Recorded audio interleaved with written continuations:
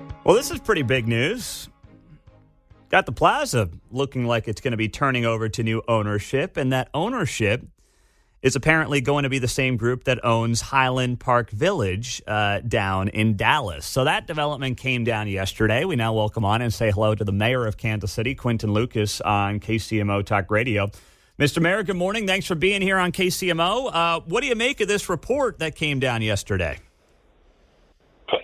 I think it's outstanding news. Something I've been saying for some time is that the plaza remains, in many ways, the crown jewel of our region.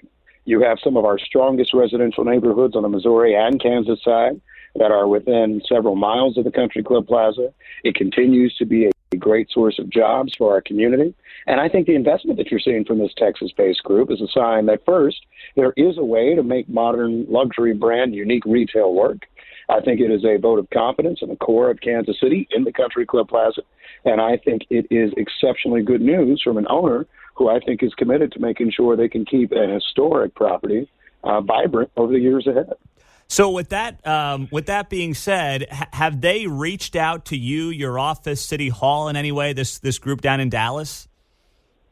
You know what? I think we reached out yesterday. There have been some conversations among staff. I look forward to getting the chance to talk to the group. I know they have some final details to work out, but I'm hearing nothing but positives. The connections they have here in Kansas City, of course, are extensive.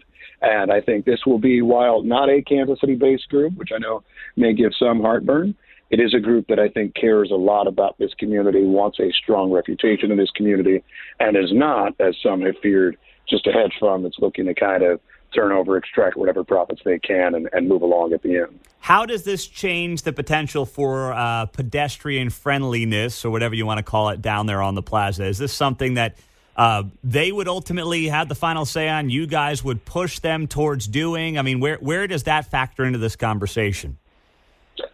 You know, I think it gives us the opportunity to first have somebody to talk to, right? So far, the ownership of the plaza has not even necessarily been cool to the idea.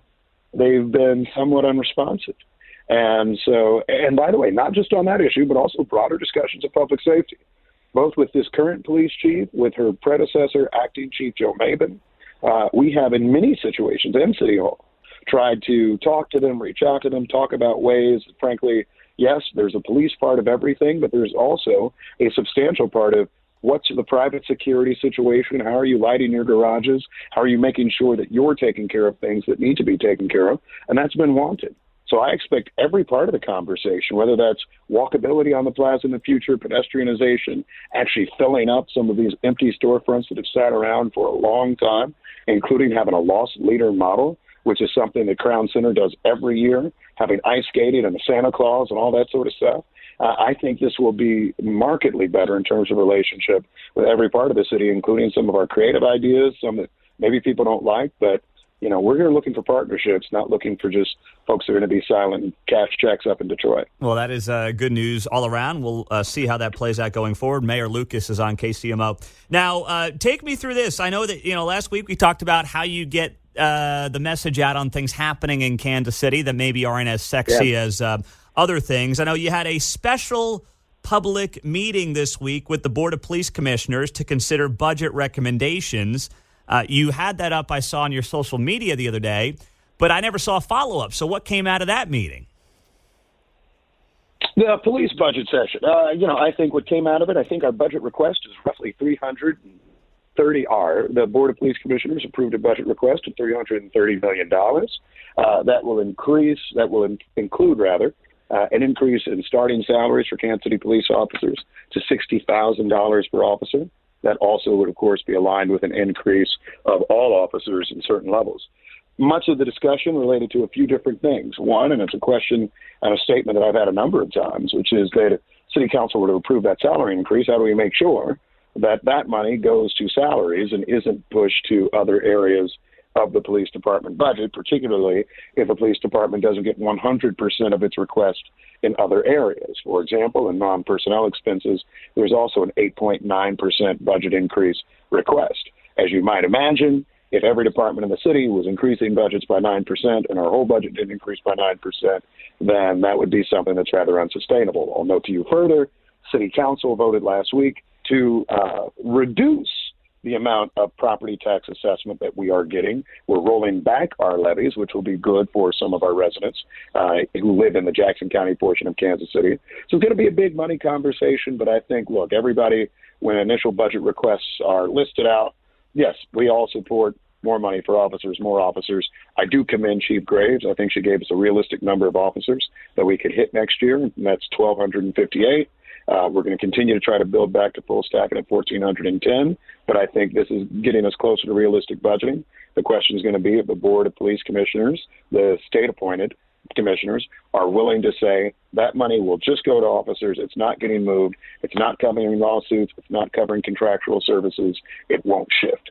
That's what I want. If we get that promise, I think we'll be in a good place. So you think that 330 is realistic if you get the guarantees that the money is only going to be used as, they say it's going to be used for things like salaries and increases in wages? Look, I think the money is a realistic budget request, and I told this board, to the police command staff. Every department at Kansas City, Missouri government will send us a request that is strong, right? It probably would make the budget, at least 150% of the size that it is now. What I will say is I think we want to. I certainly do, and I've said this for years on this show. I want us to fund the salary request. I think what needs to just make sure that we do with it is to say that there may be other things in the budget that may not get funded at the same rate. And we had the same question last week, actually, and I appreciated it from you. It was a good kind of tough question where you said, well, what else in the city has gotten cut over time when we've actually seen, for example, requests for increases in certain areas. I had a chance to visit with the head of our union for sanitation workers yesterday, who have not seen the same level of increases that we've seen in other areas of the city. They have not seen new equipment. We do these sorts of things all the time and trying to say, if we're going to do salaries, maybe we hold up increases in other areas. And I think we can realistically get to that budget number. And frankly, when you're looking at an Omaha that has a $70,000 starting salary that they're advertising now, we need to. Yeah.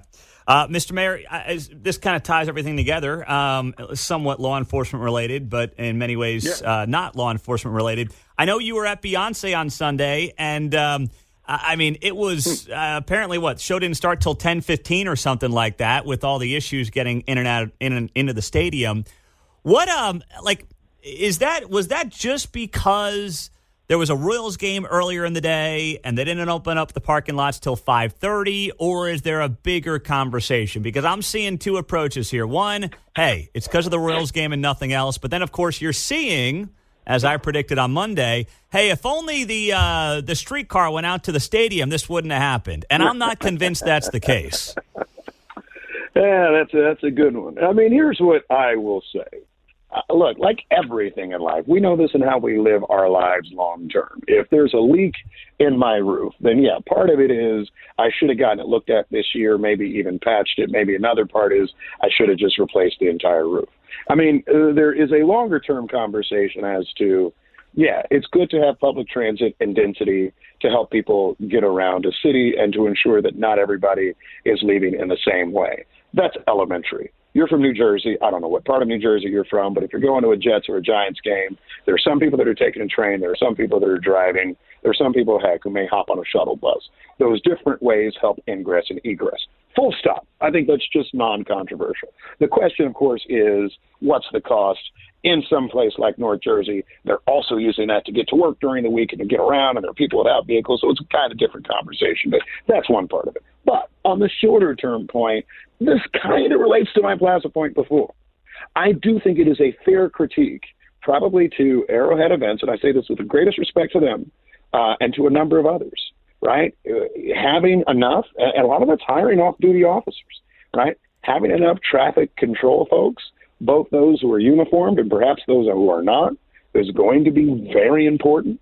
Making sure they're there earlier, making sure that you are actually looking at what type of flow we'll be predicting. I mean, here's the thing about the Royals game. And yes, the late Royals game makes a difference, and people couldn't get there 4 or 5 hours earlier, unless they actually bought tickets to the Royals game, too, to hang out before Beyonce. But we knew that was coming, right? We've known ever since this show was rescheduled a month and a half ago that would be, a potential area of conflict.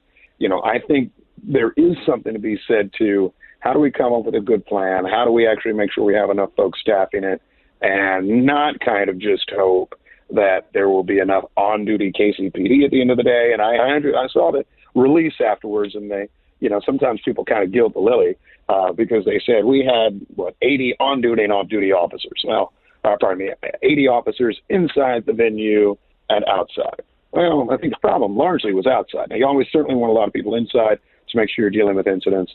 I think we could have seen more focus outside on streets like Blue Ridge, Stadium Drive, interstate and highway on-ramps and off-ramps, reopening, those sorts of things. I think hopefully we're planning better for the next big event. And that's done by KCPD, correct? Yes?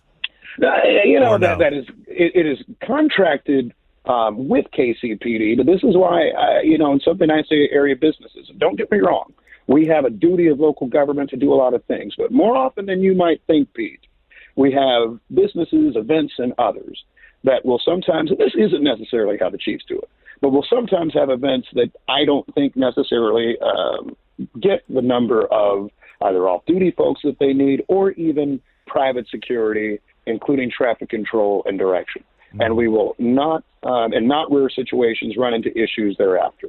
And usually the way I learn about it is at the end, everybody calls the mayor's office or the chief of police and says, oh, my God, we went to this big event and it seemed like everything was awful.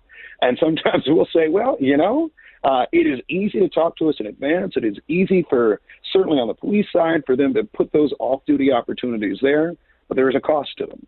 And we need to know that prospectively, and I think that's a way that you can deal with these sorts of things in the future. I saw a lot of people that night who probably didn't know where they were going, didn't know how to get out and in, and hopefully for the next big thing, World Cup or what have you, and a lot of Chiefs games in between, we get that addressed. Yeah. Last thing, Mr. Mayor, I don't know if you saw this. I'm sure you did. I mean, you're a man of the news. You're all over social media. But late last night, Biden administration, how about this, waiving 26 federal laws in South Texas to allow border wall construction. What do you think of that? You a fan? I've said time and again, right, there's an enforcement part of what we're doing and there's a humanity part. On the enforcement part, you do need to make sure that we're a country of laws, that we have rules. I think there is still a porous border, and I think people will continue to get through. So we also, on the humanity part, need to make sure to the extent we can that conditions in their countries do not facilitate them being able or wanting to come here. And frankly, that we have coalitions with Latin American governments that make sure that trails that are coming up from Central America or beyond are closed down. But that is interesting. And I would think I would commend that step. One other thing, I love to put my name in the hat for Speaker of the House. I have enjoyed watching it. I'd be great, just as great as President Trump. I've heard other off-the-wall ideas. But the chaos in Washington, I think, speaks highly of local government once more. Well, how about we got a build the wall chant out of you? That will be replayed against me again and again. Well, I believe in responsible, balanced approaches to the border. Hey, might help you statewide. I'm just throwing it out there. There you go. That is Quinton Lucas in KCMO. All right, we'll talk to you next week, Mr. Mayor. Thank you, sir. Thank you, sir. All right, there you go. That is the mayor of Kansas City.